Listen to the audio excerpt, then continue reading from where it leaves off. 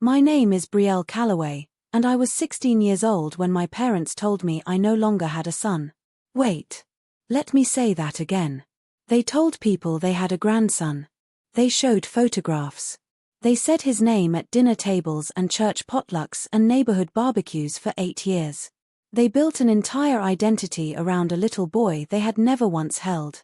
And when they finally knocked on my door asking to meet him, I sat across from them in my kitchen, hands wrapped around a coffee mug, and told them the truth. He knows who you are. And he doesn't want to meet you. The silence that followed lasted longer than the 8 years they spent pretending. Before I tell you what happened next, hit that subscribe button and drop your city below. I love knowing where you're listening from. Because this story is going to take a minute, and you need to hear all of it. Let me take you back to Hargrove, Tennessee. Population 12,000. 2-stoplight town. 3 churches before you hit the highway. I was 15 when I found out. 16 when I told them.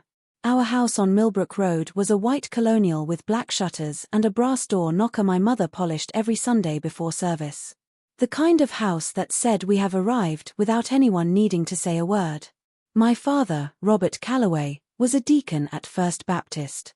My mother, Sandra, ran the women's ministry and organized the spring fundraiser every April without fail. We had family portraits in the hallway, updated every 2 years. Matching outfits.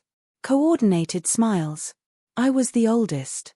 My sister Paige was 13, sweet and careful the way kids become when they learn early that the wrong move costs something. I remember standing in the upstairs bathroom on a Wednesday in October. The tile was cold through my socks. The test was on the edge of the sink. I already knew before I looked. I'd known for 3 weeks. I'd just been choosing not to look. 2 lines. I sat down on the floor, back against the tub, and stayed there until I heard my mother's car in the driveway. I told them that Friday night. After dinner. Dishes already done.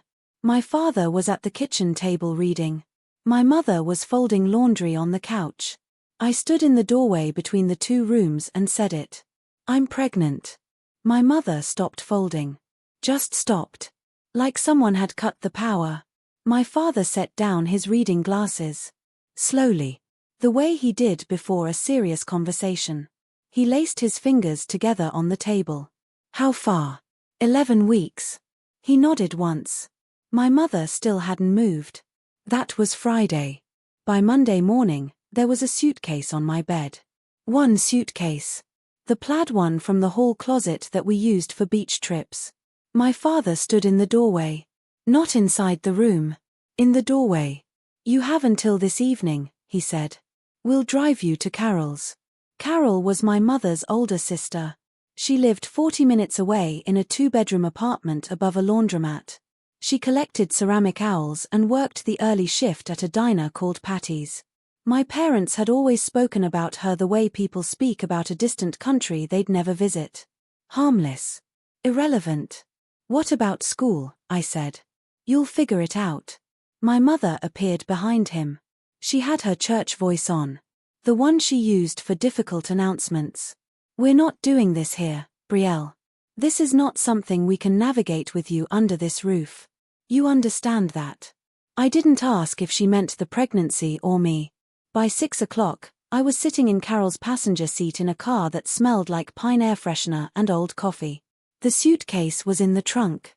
My father had shaken my hand at the door. An actual handshake. Like I was a business associate he was releasing from a contract. My mother didn't come outside. I want to pause here, because I know some of you know this feeling. The moment when the people who are supposed to be your floor become the ceiling you're pressing against. And you realize you have to find ground somewhere else. Have you ever been told to disappear by someone who was supposed to protect you? Tell me in the comments. I read every single one. And if you haven't subscribed yet, please do, because this story is only getting started. Carol's apartment smelled like dryer sheets and something frying on the stove.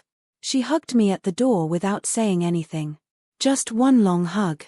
Then she showed me the second bedroom, which had a daybed, a reading lamp, and 3 boxes of her late husband's fishing magazines that she apologized for and never moved. That room became mine for the next 2 years. Carol was 61. She had bad knees and good instincts. She didn't give speeches.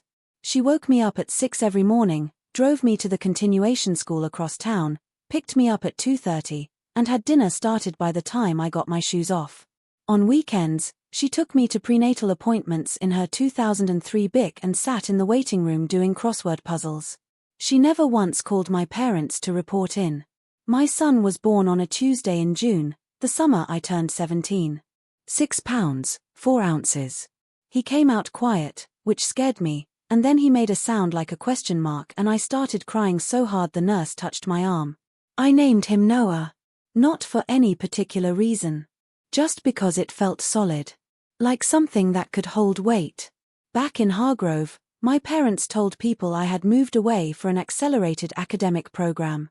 A gifted opportunity, my mother said. Out of state. Very selective. I didn't know this yet. I was 40 minutes away learning how to swaddle a baby in a room with fishing magazines. The years move differently when you're doing it mostly alone.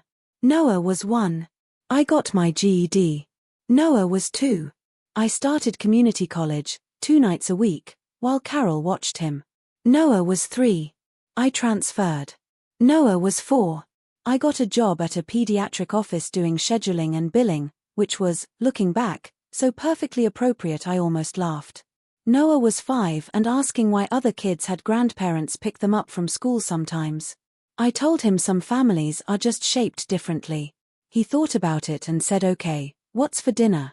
I lived in 3 different apartments across those years. Each one slightly better than the last. The last one had a dishwasher and a little porch where Noah learned to ride a bike on the landing, which was technically not allowed, but the landlord had a soft spot for him. Carol came to every birthday. She sat at the head of the table like she'd always been there. Because she had. I want to stop here and tell you something honestly. I didn't spend those years angry at my parents. Anger takes energy I didn't have. I was too busy. Working. Studying. Reading Noah to sleep. Making sure he had a dentist and a library card and someone who showed up. But I also didn't reach out. And they didn't either. Until Noah was 8. The call came on a Thursday evening in March. I was at the kitchen table helping Noah with a worksheet about ecosystems. He was drawing a food chain with a very detailed eagle. My phone showed Mom. I hadn't seen that word on my screen in 8 years. I let it ring twice before I answered. Brielle. Mom. She cleared her throat. I could hear the familiar sound of our old kitchen in the background. The hum of the refrigerator. The faint tick of the clock above the stove. Your father hasn't been well. She paused. Heart. He had a procedure last month. He's okay, but it was a scare. I'm sorry to hear that. Another pause. Longer. We'd like to see you. And we'd like to meet Noah. I sat very still. Noah was still drawing his eagle. He'd given it very serious eyes. Who told you his name? I said. We've known his name, Brielle. We've known for years. And now I need to tell you something that I didn't find out until later. Something that, when Carol explained it to me, made the room feel like it was breathing differently. My parents had been talking about Noah for years. To their church friends. To the neighbors. To my mother's ministry group. They had a photograph, one that Carol had posted on a community social page years ago that a mutual acquaintance had apparently passed along, and my mother had printed it and put it in a frame. A frame. In their house. They told people he was in a special program. That we lived far away. That they saw us when they could. They described his personality. His interests. His smile. They had built a grandson out of the idea of him, out of a photograph, out of the version of events that kept their reputation intact. And now my father's heart had reminded them that time doesn't negotiate. They wanted to make it real before it was too late. I told my mother I would think about it. She said okay. That was it. I sat at that table for a long time after I hung up. Noah finished his eagle. He showed it to me. I said it was perfect. I meant it.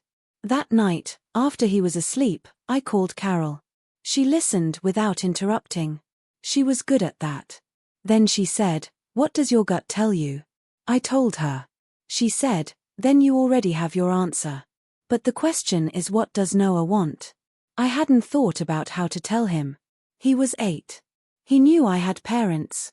He knew I didn't see them. He was a child who understood more than he let on, the way some kids do, the ones who grow up watching adults carefully because they've learned that adults contain surprises. I told him on a Saturday morning. We were on the porch with cereal. Spring was starting. The neighbor's dog was doing something ridiculous in the yard below.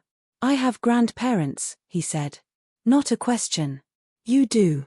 Why don't I know them?" I said it simply. Because when I was young and I needed them, they weren't able to be there for me. And so we built our life without them. He chewed his cereal. The dog barked once.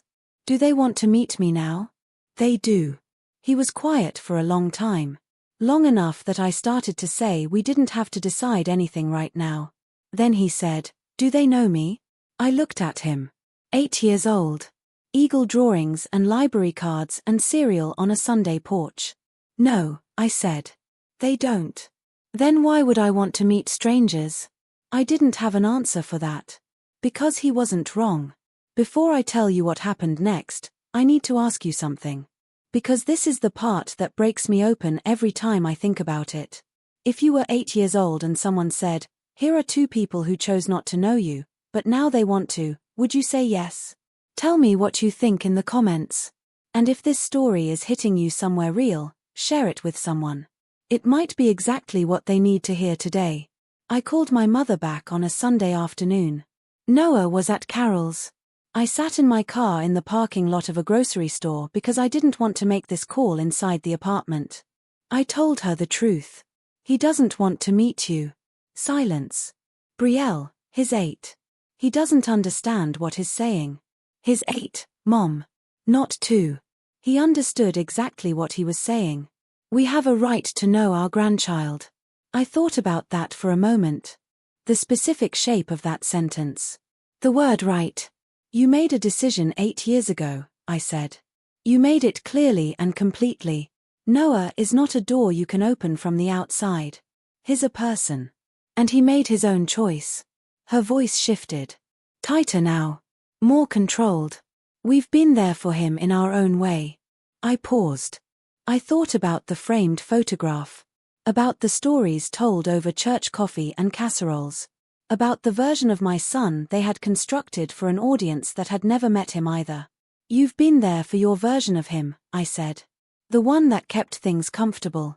That's not the same as being there for him." She started to say something about forgiveness. About family. About what my father had been through. I let her finish. Then I said, "I genuinely hope Dad recovers fully. I mean that. But Noah's answer is his to give, and he gave it. That's not going to change because the timing is inconvenient." She cried then. Real tears. I could tell. I waited until she was done. Then I said, "I have to go." And I hung up. I sat in that parking lot for a while. The engine off. Someone loaded groceries into a trunk 3 spaces over. A kid ran ahead of his mother toward a cart return. My hands were shaking. Not from anger. From the strange exhaustion of saying a true thing out loud to someone who needed to hear it. I drove to Carol's. She had soup on the stove. Noah was at the kitchen table with a book about sharks. He looked up when I came in. "Everything okay?" he said. "Getting there," I said. He went back to his sharks. Carol handed me a bowl without asking. That was 4 years ago. Noah is 12 now. He plays soccer and argues about things with a seriousness that still surprises me. He reads fast and talks slow and has Carol's way of listening without interrupting. He has never once asked about my parents again. Not because I've forbidden it. Just because, I think, he understood what he needed to understand and filed it away the way children file the things that no longer require their energy. My parents sent a card last Christmas. Addressed to both of us. Noah held it for a moment. Set it on the counter. Went back to whatever he was doing. He didn't open it. I didn't make him. What I know now, sitting here, is something I couldn't have articulated when I was 16 and standing in a bathroom with cold tile under my socks. I know that being cast out is not the same as being abandoned. Because Carol showed me that. She showed me that family is a verb, not a noun. It's the thing you do, morning after morning, appointment after appointment, birthday after birthday. My parents built a story about a grandson they never knew. And maybe that story gave them comfort. Maybe it helped them sleep. But a story isn't a child. A photograph in a frame isn't a relationship. And showing up 8 years late to a life you chose to leave isn't the same as showing up. Noah chose not to open that door. And he made that choice with the full confidence of a kid who has never once wondered if he was loved. Because he has never had reason to wonder. Because the people who chose him never stopped choosing him. That's the only thing that matters, in the end. Not the people who appear when it becomes convenient. The ones who showed up when it was hard, when it was unglamorous, when there was nothing in it for them except you. Those are your people. I have a question for you, and I want you to really think about it before you answer. Who showed up for you when it cost them something? Tell me in the comments. I read every single one. And if this story stayed with you, share it with someone who needs to hear it right now. They might be 16. They might be 35.